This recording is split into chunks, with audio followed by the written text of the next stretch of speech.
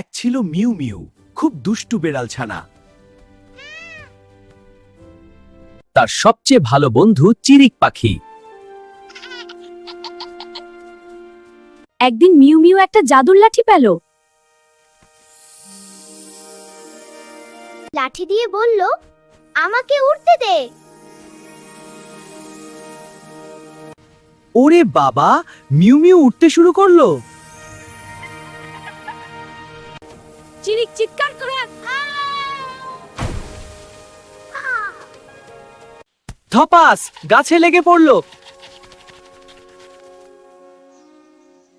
চিরিক বলল, এবার আমি উড়িয়ে নিয়ে যাই।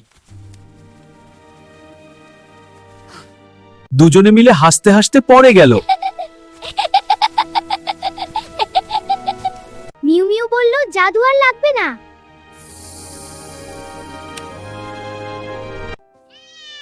এরকম আরো দারুণ গল্প পেতে আমাদের চ্যানেলটি সাবস্ক্রাইব করে পাশে থাকুন। ধন্যবাদ।